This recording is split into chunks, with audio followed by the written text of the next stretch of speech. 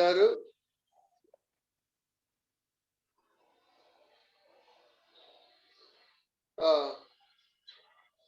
ప్రభునందు ప్రియులారా, దేవుని వాక్యాన్ని మనం చదువుకుందామండి.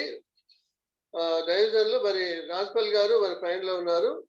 దేవుని వాక్యాన్ని చదువుకుందాం. దినవృత్తాంతంలో మొదటి గ్రంథము 4వ అధ్యాయము 9-10 అవసరం లేదు కదన్నా?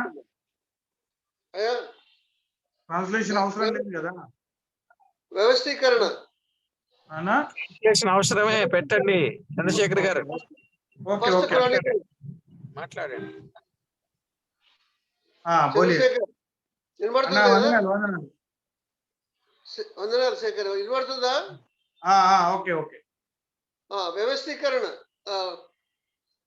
प्रभु की दया से और हम लोग बहुत दिनों का से जो प्रभु का वचन चलाते आ रहे हैं उसके लिए हम प्रभु को धन्यवाद करेंगे। और राजपाल जी जो है विवाह के विषय में बेंगलुरु से विजयवाड़ा आए हैं और उसके कारण जो है आज जो है प्रभु का वचन पहला इतिहास की पुस्तक में से हम देखेंगे। చెప్పండి। 4వ అధ్యాయము 9-10 వచనాలు చదువుకున్నారు. దినవృత్తాంతముల మొదటి గ్రంథము 4వ అధ్యాయము 9-10 వచనాలు చదువుకున్నాం. आइए पहला इतिहास की पुस्तक में और 4वां अध्याय और 9 और 10 वचन जो है हम पढ़ेंगे। ఎబ్బేజు తన సహోదరుల కంటే ఘనం పొందిన వాడై ఉండెను. వేదన పడి ఇతని కంటినని అతని తల్లి అతనికి ఎబ్బేజు అని పేరు పెట్టాను. ఎబ్బేజు ఇశ్రాయేలు దేవుని గురించి మొరపెట్టి, నీవు నన్ను నిశ్చయముగా ఆశీర్వదించి నా సరిహద్దును విశాలపరిచి నీ చేయి నాకు తోడుగా ఉండ దయచేసి నాకు కీడు రాకుండా దానిలో నుండి నన్ను తప్పించుమని ప్రార్థింపగా దేవుడు అతడు మనవి చేసిన దానిని అతనికి దయచేసాను. आइए पहला इतिहास की पुस्तक में 4वां अध्याय 9 और 10 वचन जो है हम पढ़ते हैं। यबेश अपनी भाइयों से अधिक प्रतिष्ठा हुआ और उसकी माता ने यह कहकर उसका नाम यबेश रखा, मैंने इसे पीड़ित होकर उत्पन्न किया। यबेश ने इस्राएल के परमेश्वर को यह कहकर पुकारा, भला होता कि तू मुझे सचमुच आशीष देता और मेरे देश बड़ा था और तेरा हाथ मेरे साथ रहता और तो मुझे बुराई से ऐसा बचाए रखता कि मैं उसके पीड़ित ना होता और जो कुछ उसने मांगा वह परमेश्वर ने उसे दिया। చిన్న ప్రార్థన చేసుకుందామండి వాక్యం కొరకు. आइए हम छोटे से प्रार्थना करते हैं। పరిశుద్ధుడైన తండ్రి, మీ ఘననామాన్ని బట్టి వందనాలు స్తోత్రాలు చెల్లిస్తున్నా ప్రభు. हमारे पवित्र परमेश्वर और आपकी बहुताई आदर नाम के लिए हम तेरे धन्यवाद करते हैं। మీ సేవకులు మరి రాజ్పాల్ గారు ప్రయాణంలో ఉన్నారు, వారికి క్షేమటి ప్రయాణం దయచేయండి. और आज अभी इस समय में तेरे दास राजपाल जो यात्रा में है उसके भलाई का यात्रा दे दे। మీ దాసుని ఇంతకాలం మీరు వాడుకున్నందుకు స్తోత్రాలు చెల్లిస్తున్నాం. तेरे दास को इतने दिन जो है उपयोग करते आ रहे हैं उसके लिए हम तेरे धन्यवाद करते हैं। చదువుబడిన వాక్యాన్ని మా కొరకు దీవించండి. और जो वचन हम पढ़े हैं प्रभु हमारे लिए आप आशीषित कीजिए। కాబట్టి ఆత్మీయ మేలు పొందినట్లుగా మా తండ్రి మీరు మాతో మాట్లాడమని వేడుకుంటున్నాం. और आत्मिक रूप से हम भलाई होने के लिए आपके वचन देने के लिए हम विनती करते हैं। ఘనత మహిమ మీ ప్రభావం మీరు పొందుకుందరని యేసు నామమున ప్రార్థన చేస్తున్నాం తండ్రి. और आदर और महिमा आप पाने के लिए विनती करते हैं। छोटी सी प्रार्थना यीशु मसीह के नाम में करते हैं, आमीन आमीन। ప్రభునందు ప్రియులారా, మనం చాలా వ్యక్తుల గురించి మనం వింటూ వస్తున్నాము. చాలా వ్యక్తుల గురించి అనేక అబ్రాహాం గురించి, తర్వాత ఏలియా గురించి, ఎలీషా గురించి అనేకుల గురించి వింటూ వస్తున్నాం. కానీ मेरे प्रिय भाइयों, अभी तक जो है कई व्यक्तियों के बारे में अब्राहम, इसहाक, याकूब, इस प्रकार से कई लोगों के बारे में हम सुनते आ रहे हैं। ఎబ్బేజ్ అనే పేరుట మరి విన్నారో లేదో తెలియదు, కానీ ఈ యొక్క ఎబ్బేజ్ అంటే వేదన అని ఒక మాట చూస్తున్నాం. परंतु यहाँ पर जो है यबेश के बारे में आप लोग सुना है कि नहीं मुझे पता नहीं, परंतु यह 4वां अध्याय में यबेश के बारे में हम लोग देखते हैं।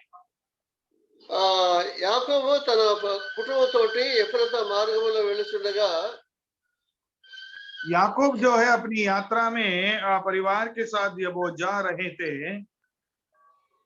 ఆది కాండము 35 అధ్యాయంలో 16-18 వచనాల్లో రాహేలు ఆఖరి కుమారుడు బెనోనిని ఆ, ఆ, ప్రసవించి ఇతడు దుఃఖపుత్రుడనే పేరు పెట్టింది. हम उत्पत्ति की पुस्तक में जब 35वां अध्याय में जब जाते हैं तो वहां पर राहेल जो है उसकी पीड़ा के कारण जो है उसको पुत्र को जन्म दिया, इसके लिए उसका नाम बेनयामीन करके हम नाम देखते हैं, बेनयामीन। ఎందుకంటే రాహేలు ప్రసవేదంతో పడి ప్రయాసముతో ఆ బెనోనిని కన్నది కాబట్టి దుఃఖపుత్రుని పేరు పెట్టింది. और इसके लिए बहुत ही जब उसकी प्रसूति की वेदना थी और वेदना के कारण जो है उसने उसको उत्पन्न किया, उसके लिए उसकी बेन्यामीन करके उसका नाम दिया करके हम देखते हैं। అయితే అతని తండ్రి యాకోబు అతనికి బెన్యామీన్ అని పెట్టాడు, అంటే కుడి చేతి పుత్రుడని పేరు పెట్టాడు. परंतु उसका पिताजी जो याकूब है उसको जो है बेन्यामीन और मेरा दाएं हाथ का पुत्र करके उसको नाम दिया। కాబట్టి మన ప్రభు కూడా ఎలాగ వేదన పడ్డాడు, ఎలాగో తండ్రి కృపాసనికి ఎక్కినాడు, ఆ విషయాలు మరి రత్నరాజు గారు మనం మాట్లాడారు.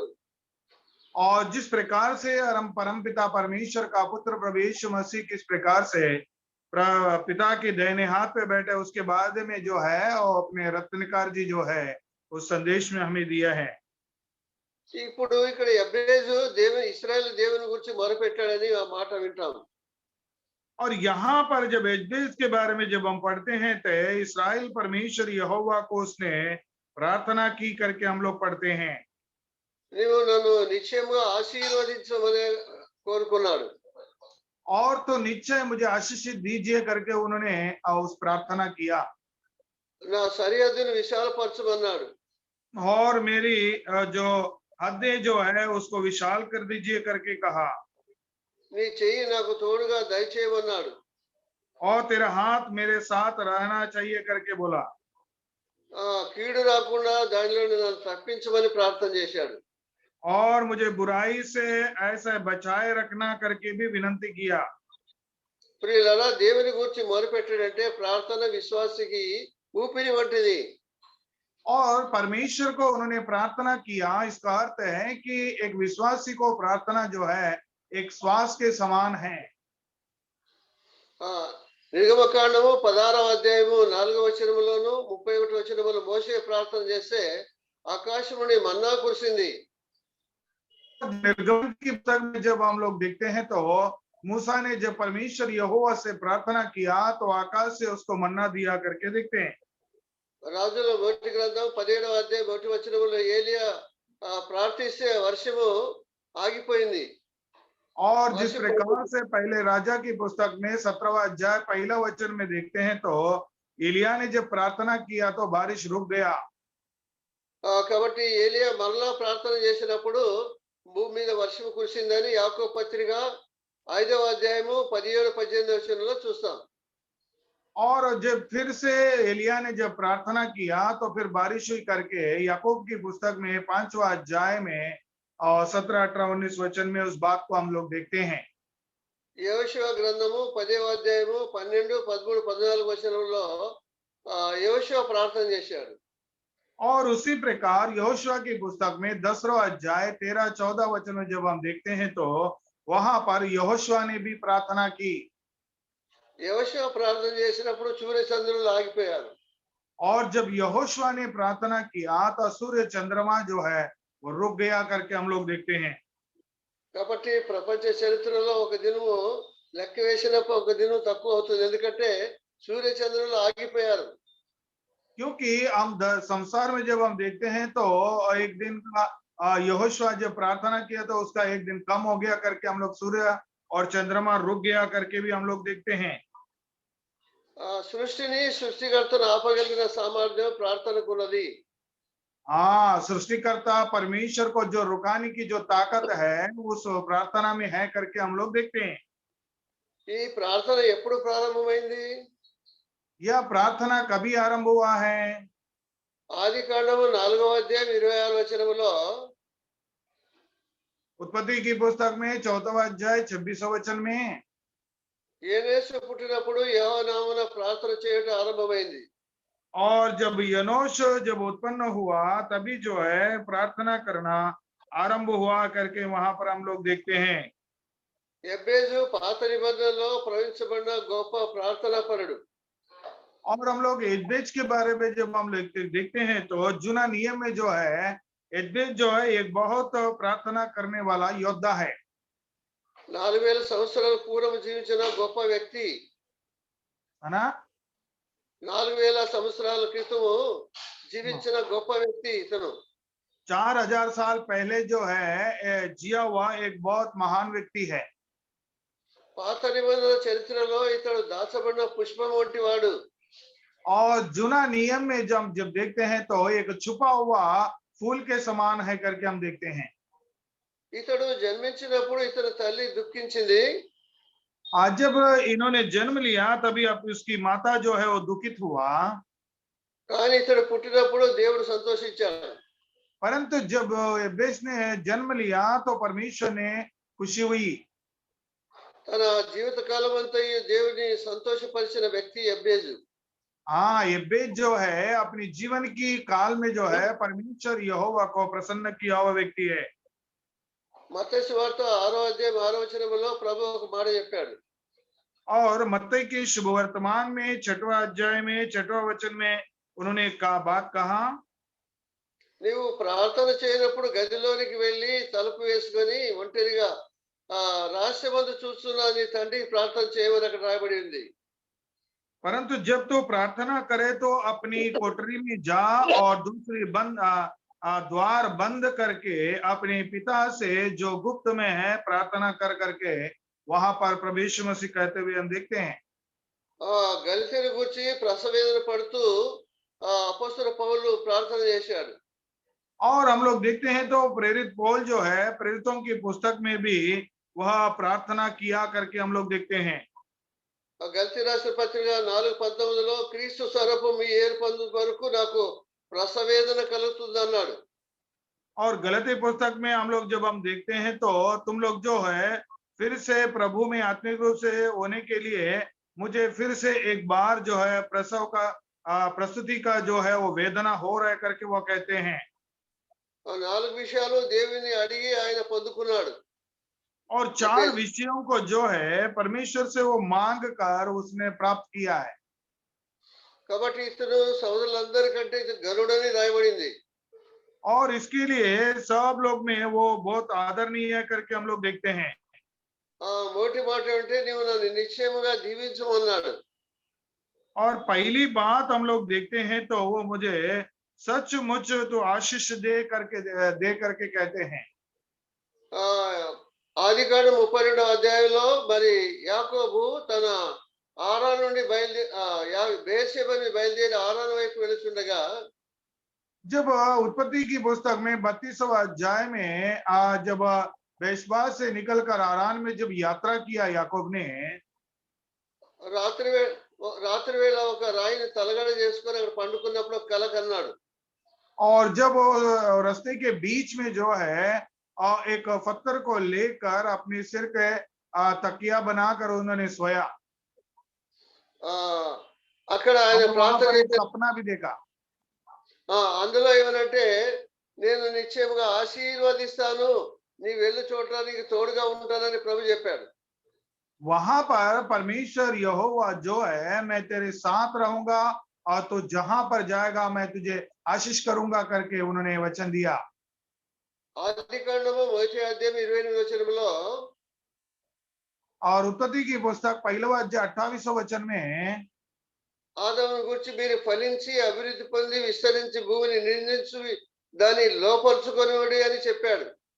और जब 1वें अध्याय में 28वां वचन में जब हम देखते हैं तो वहां पर परमेश्वर यहोवा आदम से ये बात कहते हैं कि परमेश्वर ने उसे आशीष दी और उसे कहा फलो फूलो और पृथ्वी पर भर जाओ और उसको अपने वश में कर लो करके परमेश्वर ने आशीषित की।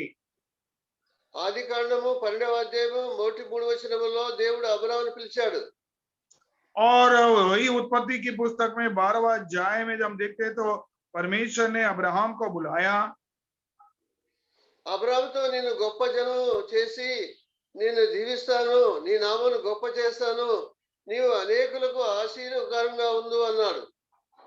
और यहाँ पर हम लोग जब देखते हैं तो और मैं तुझे एक ऐसा बड़ी जाति बनाऊंगा और तुझे आशीष दूंगा और तेरे नाम महान करूंगा और तू आशीष का मूल होगा करके परमेश्वर ने उन्हें आशीषित किया। ఎఫెసు రాసిన పత్రిక 1వ అధ్యాయం 4వ వచనంలో और जब एफएससी करार की पुस्तक में पहला अध्याय 4 वचन में ఆత్మ సంబంధమైన ప్రతి ఆశీర్వాదం క్రీస్తునందు మనకు దేవుడు అనుగ్రహించి ఉంటున్నాడు. और जब हम यहाँ पर जब हम देखते हैं तो हमारा परमेश्वर प्रभु यीशु मसीह में स्वर्गीय सब आशीष जो है हमें दी है करके हम देखते हैं।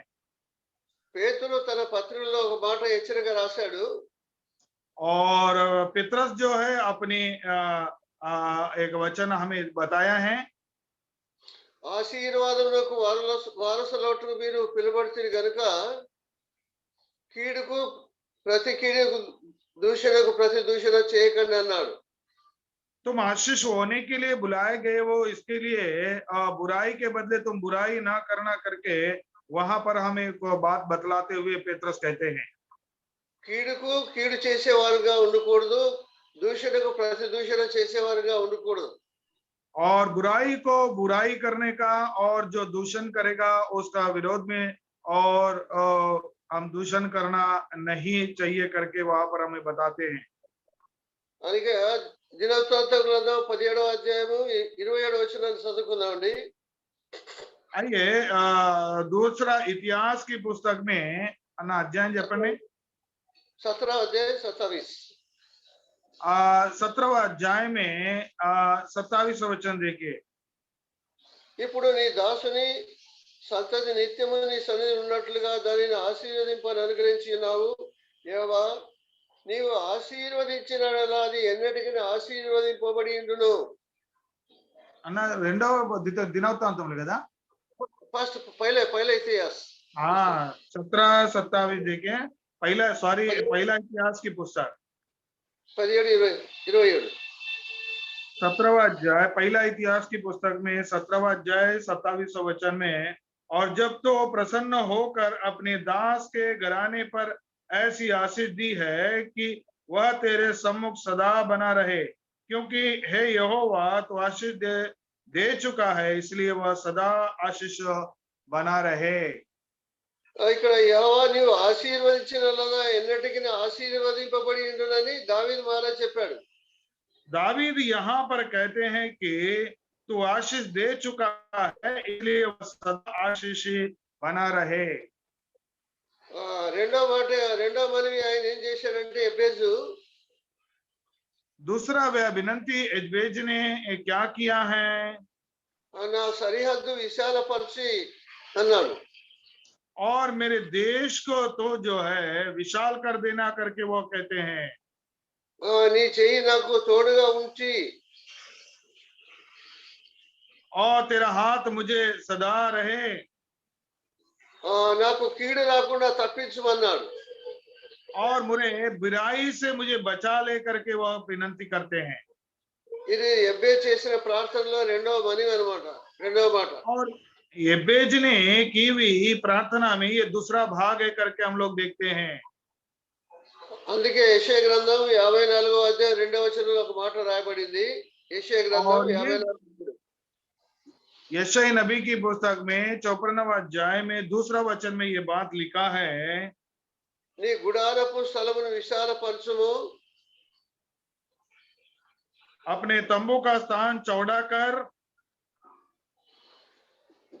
నీ నివాస స్థలమును తెరలు నిరాటంగా సాగనిము, और तेरे डेरे को फाट लंबे किया जाए, కాబట్టి నీ తెరలను నిరాటంగా సాగనిము. हाथ मत रोको, रस्सियों को लंबी कर और कुठों को दृढ़ कर करके देखते हैं, నీ త్రాళ్లను పొడుగు చేయము, और तेरे रस्सी को चौड़ा लंबा कर, నీ మేకులను దిగగొట్టము అన్నాడు. और कुंटों को दृढ़ कर करके हम लोग देखते हैं, कुंटों को గుడారము గట్టిగా ఉండాలంటే మేకులు దిగగొట్టాలి. क्योंकि हमारी जो है जो तंबू है, अगर हम लोग को बलवान होने के लिए कुंटों को दृढ़ करना चाहिए। కాబట్టి మన గుడార స్థలమును విశాలపరిచేవాడు దేవుడే. क्योंकि हमारी जो तंबू को स्थिर करने वाला जो है हमारा परमेश्वर है। రాజుల 2వ గ్రంథంలో మనకు తెలుసు ఒక మాట. आइए दूसरा राजा की पुस्तक में भी हम एक बात को देखते हैं। 2వ రాజుల గ్రంథము 6వ అధ్యాయము 1-7 వచనాలు. और दूसरे राजा की पुस्तक में 6वां अध्याय में पहला 7 वचनों को हम लोग देखते हैं। అక్కడ మాటలు రాయబడిందంటే శిష్యులు ఎలీషా యొద్దకు వచ్చారు. और यहाँ पर हम लोग देखते हैं तो शिष्य लोग जो है एलिया के पास आए हैं। అయ్యా మీ దగ్గర మాకు స్థలం ఇరుకుగా ఉంది. अभी हम लोग देखते हैं तो वहां पर एलीशा के पास आकर वो कहते हैं, కాబట్టి మేము ఏర్దానికి వెళ్ళి ఒక్కొక్క మాను తీసుకొచ్చి ఇక్కడ మేము వేరే స్థలం కట్టుకుంటామని చెప్పారు. और उन लोग ने कहा हम यहाँ पर जो है कुछ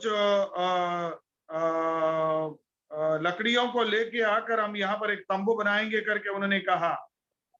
వెళ్ళండి అని చెప్పాడు ఎలీషా. और उन्होंने कहा जाओ। అప్పుడు వాళ్ళు అన్నారు అలా కాదు నీవు మాతో కూడా రావాలన్నారు. परंतु ऐसा नहीं है, आप भी हमारे साथ आना चाहिए करके उन्होंने कहा। అప్పుడు ఆయన వాళ్ళతో పాటు వెళ్ళాడు. और एलीशा ने उनके साथ गया। ఎలీషా శిష్యులతో పాటు ఏర్దానికి వెళ్ళాడు. और एलीशा जो है उनके शिष्यों के साथ वहां पर गया। వారు రాణులు నరుకుతుండగా గొడ్డలి ఊడి నీళ్ళలో పడిపోయింది. और जब उन लोग ने उस झाड़ों को जब तोड़ रहा था तभी जो कुल्हाड़ा जो है वो पानी में गिर गया। అప్పుడు అయ్యో దైవజనుడా అది వెరువు తెచ్చుకున్నది గొడ్డలిలో నీళ్ళలో పడిపోయిందని గట్టిగా ఒక శిష్యుడు అన్నాడు. और उन्होंने वहां पर कहा कि प्रभु का जन, अभी जो है हम जो काटने वाली लकड़ी को काटने वाली कुल्हाड़ी जो है वो पानी में गिर गया करके कहा। అది ఎక్కడ పడింది చూపెట్టమన్నాడు. अब वो कहाँ पर गिरा है वो बताइए करके कहा। వారు గొడ్డలు పడిన స్థలమును ఎలీషాకు చూపించారు. और हम लोग देखते हैं वो कुल्हाड़ी कहाँ पर गिरा बताया। ఎలీషాని ఒక కొమ్మ నరికి అక్కడ అందులో పడేశాడు నీటిలో. और एलीशा जो है एक फांदी को तोड़कर जो है उसमें डाल दिया। ఆ గొడ్డలి పైకి తేలింది. और जो वो कुल्हाड़ा जो है ऊपर आया करके हम लोग देखते हैं कुल्हाड़ी। అప్పుడు ఎలీషా అన్నాడు అది చేతితో పట్టుకొని తీసుకోమన్నాడు. और जब भी उन लोग हाथ से पकड़ के ले करके एलीशा ने कहा। ప్రియులారా మనకు ఒక స్థలము ఇరుకులో నుండి విశాలత కలిగి చేసేవాడు ప్రభువే. क्योंकि हमारी जो संकुचित में जो है हमारे देश को विशालता करने वाला हमारा स्वयं परमेश्वर ही है। 118వ కీర్తనలో ఒక మాట చదువుకుందామండి. और 118वां भजन संहिता में हम लोग एक वचन पढ़ते हैं। 5వ చరణం అండి. 5वें वचन को हम लोग देखते हैं। ఇరుకున నుండి నేను యెహోవాకు మొరపెట్టి తిని मैंने सकेती में परमेश्वर को पुकारा విశాలమందు యెహోవా నాకు ఉత్తరం ఇచ్చాను. और परमेश्वर ने मेरी सुनकर मुझे चौड़ा स्थान में पहुंचाया। ఇరుకులో నుండి విశాలత కలుగ చేసేవాడు ఆయనే. हाँ, सकेती में परमेश्वर को जब पुकारते हैं तो उसमें विशालता देने वाला हमारा परमेश्वर है। అదే కీర్తన గ్రంథంలో ఇంకో మాట చదువుకుందాం. भजन संहिता में हम लोग पढ़ते हैं 4వ కీర్తన 4वां अध्याय మొదటి వచనాన్ని చదువుకుందాం. आइए भजन संहिता 4वां अध्याय पहला वचन। నా నీతికి ఆధారమగు దేవా నేను నీకు మొరపెట్టినప్పుడు నాకు ఉత్తరమేమో.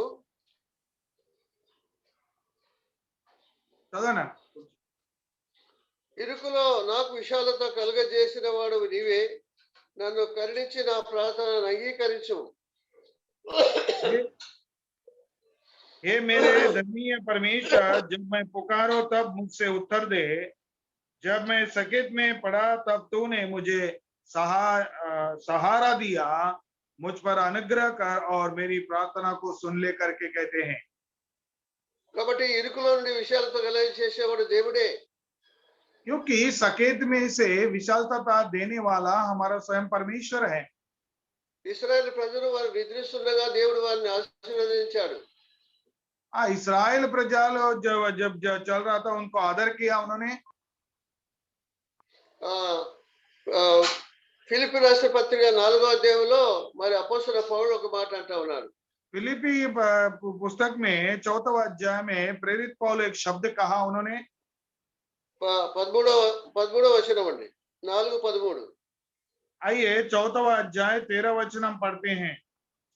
నన్ను బలపరచువాని యందే నేను సమస్తమును చేయగలను. और जब हम देखते हैं मुझे जो बलवान करता है उसमें मैं मुझे सामर्थ्य देता है, उसमें सब कुछ कर सकता हूँ। శక్తిహీనులకు బలం ఇచ్చేవాడు ఆయనే, क्योंकि वो कार्य करने के लिए सामर्थ्य देने वाला वही है బలహీనులను బలపరిచేవాడు ఆయనే.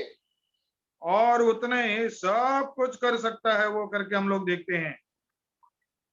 తన బలహీనత కొరకు పౌలు ప్రార్థన చేసినప్పుడు अपनी कमजोरियों के प्रति जब परमेश्वर से उन्होंने प्रार्थना किया నా కృప నీకు చాలు అన్నాడు.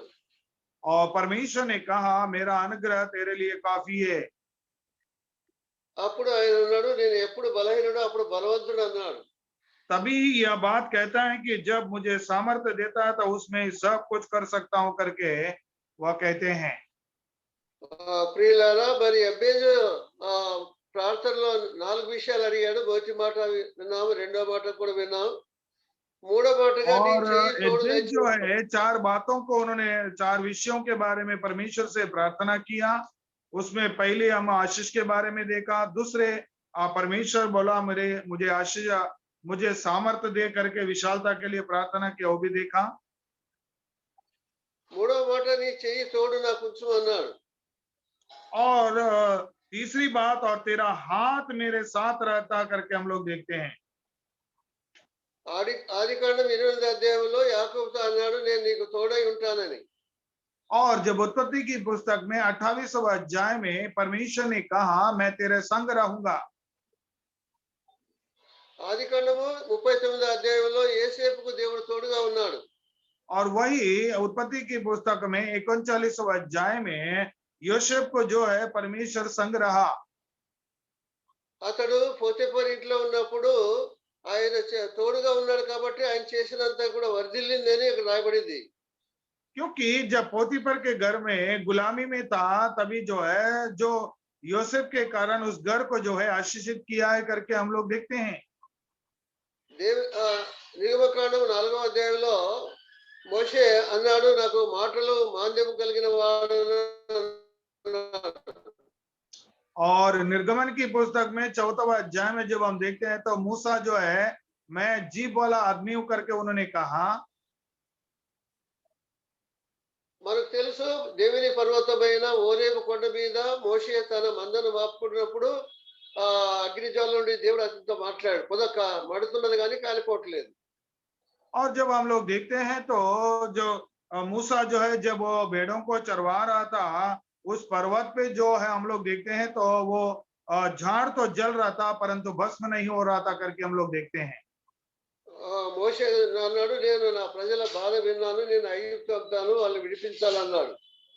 और मूसा से परमेश्वर ने कहा मेरे लोगों की जो पीड़ा है उनकी दर्द है उसकी जो प्रार्थना मैंने सुनाओ, मैं छुड़ाने के लिए मैं तुझे भेज रहा हूं करके उन्होंने कहा।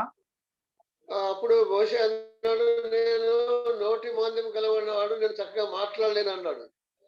और वहां पर जब मूसा कहते हैं मैं सीधी तरीके से बात करने के लिए मुझे जबान नहीं है, मैं जबान वाला व्यक्ति हूं करके उन्होंने कहा। దేవుడు అన్నాడు, నేను నోటిని చేసిన వాడు నేనే, और जो तुझे मुंह दिया हुआ व्यक्ति मैं हूं करके वहां पर कहते हैं। కాబట్టి నీ అన్న అయిన ఆరోను నీకు తోడుగా ఇస్తాను, వెళ్ళమన్నాడు. और तेरा भाई आरोन को मैं तेरे संग रहूंगा, तू जा करके उन्होंने कहा। యెహోషువ గ్రంథం 1వ అధ్యాయం 5వ వచనంలో और यहोशुआ की पुस्तक 1वां अध्याय 1 वचन में కాబట్టి నా సేవకుడైన మోషేకు తోడుగా ఉన్నట్లు నేను నీకు తోడుగా ఉంటానన్నాడు. और जिस प्रकार से मेरा सेवक मूसा के मैं संग रहा उसी प्रकार मैं तेरे संग रहूंगा करके परमेश्वर यहोवा ने कहा। భయపడకము జడియకము నేను నీకు తోడుగా ఉన్నానన్నాడు. और तो डर मत और तो नहीं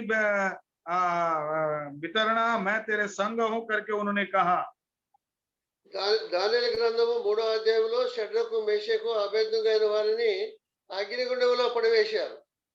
क्योंकि दानियल की पुस्तक में 3वा अध्याय में शद्रक मेशक अबेदनगो को जो है उस अग्नि की कुंड में उन्होंने डाल दिया।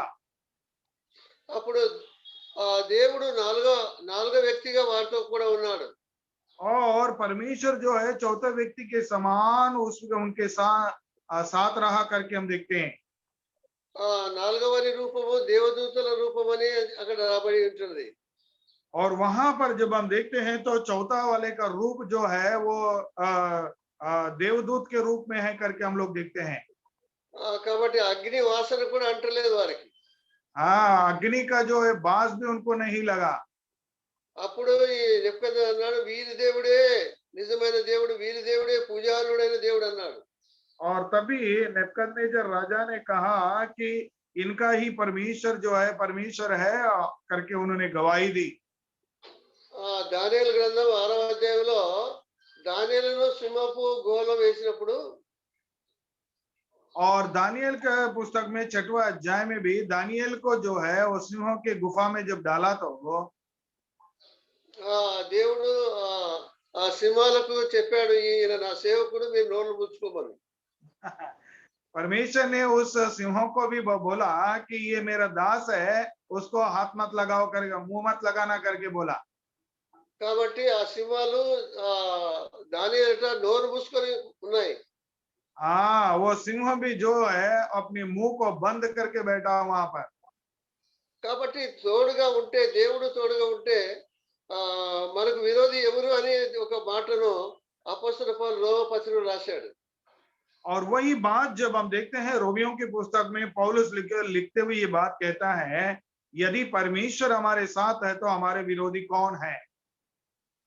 నాలుగో మాట ఏంటంటే కీడు రాకుండా తప్పించమన్నాడు ఎబ్బేజు ప్రార్థనలో. और यबेज की चौथी बात यह है कि मुझे हर बुराई से और पीड़ित से ना बचाना करके वहां कहते हैं। యోనా ప్రకటన విని నీనెవె పట్టణం వారు మారు మనసు పొందారు. और जब योना की सुसमाचार को सुनने के बाद जो है निनिवे लोग जो है मन परिवर्तन किया है। దేవుడు చేస్తున్న కీడు చేయలేదు. और परमेश्वर जो क्रोध प्रकट करना था वो उन्होंने नहीं किया। కాబట్టి దేవుడు చేస్తున్న కీడ మానేడు కాబట్టి ఆయన కోపం వచ్చింది. और परमेश्वर जो गुस्सा उनको ऊपर प्रकट करना था वो नहीं किया करके योना को जो है गुस्सा आया। కాబట్టి దేవుడు కరుణగలిగినటువంటి దేవుడు కాబట్టి చేస్తున్న కీడును చేయలేదు వారికి. क्योंकि परमेश्वर जो है दया और करुणा वाला है इसके कारण जो है जो उन्होंने उनका ऊपर जो क्रोध प्रकट करना था वो प्रकट नहीं किया करके हम लोग देखते हैं। మత్తయి సువార్త 6వ అధ్యాయంలో వారికి ప్రార్థన చేస్తున్నప్పుడు ప్రభువు ప్రార్థనలో ఒక మాట చెప్పాడు. और मत्ती के शुभ वर्तमान में प्रभु यीशु मसीह जो है 4वां अध्याय में प्रार्थना के विषय में कहते हुए एक बात कहा దుష్టుల నుండి కాపాడము అని ఆ మాట పలకండి అని చెప్పాడు. और हम लोग वहां पर जब हम देखते हैं तो दुष्टों से बचाए रखना करके वो प्रार्थना में हम लोग देखते हैं। ఏబు మనకు తెలుసు ఏబు భార్య వచ్చి ఆయనతో ఒక మాట అన్నది. और हम लोग యోబు की पत्नी आके उससे वो कहा నీవు దేవుని దూషించి మరణము కమ్మన్నది. और उन्होंने वहां पर अय्यूब से वो पत्नी कहता है कि परमेश्वर को धिक्कार कर और तू मर जा करके उन्होंने कही है। ఇక్కడ దేవుని చేయి వారికి తోడుగా ఉన్నందువల్ల దేవుని కాపాడబడ్డారు. और यहाँ पर जब हम देखते हैं परमेश्वर का हाथ जो है उनके संग होने के नाते उन लोग जो है बच गया करके हम देखते हैं। డేవిడ్ లివింగ్స్టన్ దైవజనుడు మరి నరహంతకుల మధ్యకు వెళ్ళినప్పుడు ప్రార్థన చేసి వెళ్ళాడు. दावीद है ना? డేవిడ్ లివింగ్టన్ लिविंग डेविड जब हम देखते हैं तो లివింగ్టన్ वाइस David Livingstone David Livingstone David Livingstone जो है जब वो जा रहा था सेवा का के लिए उन्होंने प्रार्थना करके निकला। నరమంతుల మధ్యకు సేవకు వెళ్ళినప్పుడు जब नरभक्षकों के बीच में जब सेवकाई के लिए उन्होंने गया, కాబట్టి అక్కడ దేవుని సువార్త చెప్పినప్పుడు నరమాంస భక్షకులు వారు మారిపోయారు. और वहां पर परमेश्वर की सुसमाचार जब उन्होंने प्रचार किया, वहां नरभक्षक लोग भी जो है उन लोग मन परिवर्तन किया है। నీ చెయ్యి నాకు తోడుగా ఉండమని ఎబ్బేజు ప్రార్థన చేశాడు. और यहाँ पर तेरे हाथ जो है मेरे सदा रहे करके एजबेज ने प्रार्थना किया। కాబట్టి దేవుని చెయ్యి తోడుగా తన పిల్లలకు ఉంచేవాడుగా ఉన్నాడు. और परमेश्वर जो है हमेशा उसके हाथ जो है उसकी संतान के ऊपर वो रखता है करके हम लोग देखते हैं। సమయం అయిపోయింది కాబట్టి 2-3 మాటలు చెప్పి ముగిస్తానండి. अभी समय हो चुका है, इसके लिए मैं 2-3 बातें कहकर मैं समाप्त करता हूं। కాబట్టి దేవుని హస్తానికి ఒక మంచి పేరు ఉంది. और परमेश्वर की हाथ के लिए एक अच्छा नाम भी है। ఆ పేరు ఏంటంటే కరుణా హస్తం. उसका ही नाम है, उसका ही है करुणा का हाथ करके हम लोग देखते हैं।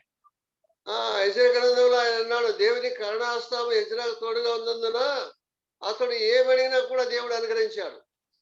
यशायाह नबी की पुस्तक में यह लिखा है, वो से करुणा की हाथ उनके ऊपर रखने के नाते यज्रा जो कुछ काम किया वो पूरा हो गया करके हम देखते हैं।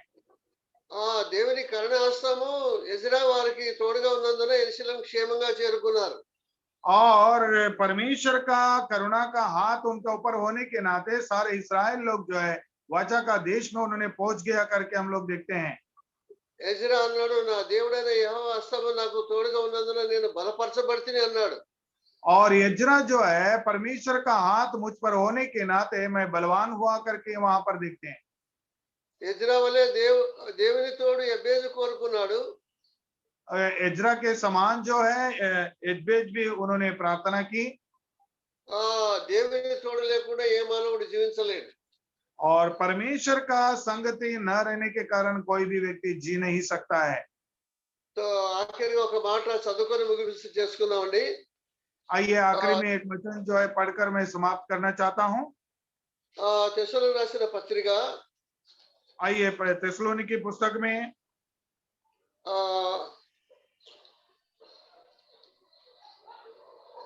5వ అధ్యాయం 22వ వచనం.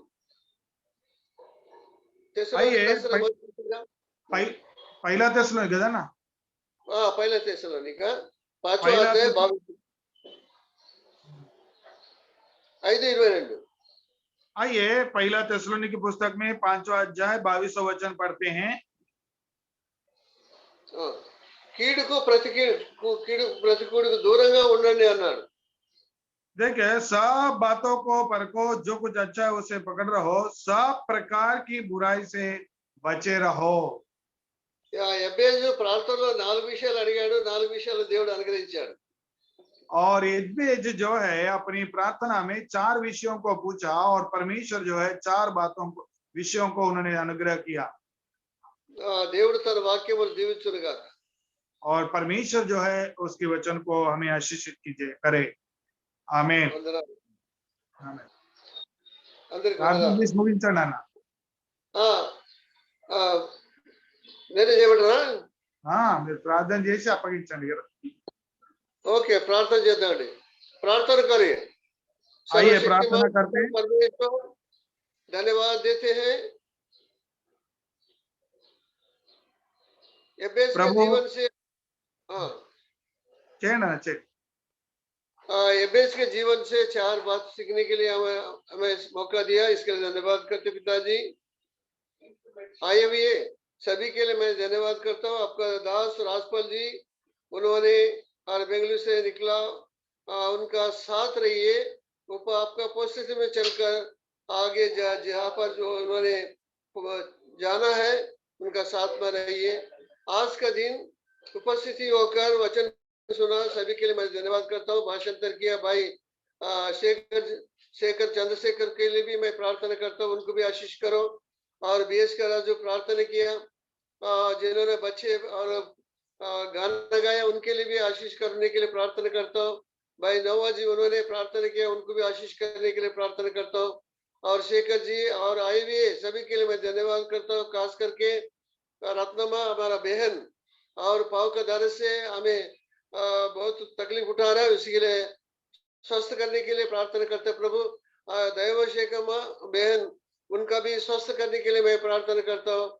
जितना लोग बुजुर्ग लोग कई लोग शामिल हुए हैं और सभी के लिए आशीष करने के लिए प्रार्थना करता हूँ। सारे गौरव महिमा आपको देते हुए हमारा उद्धार करता यीशु मसीह में प्रार्थना करता है, सुनना और कबूल कर पिता।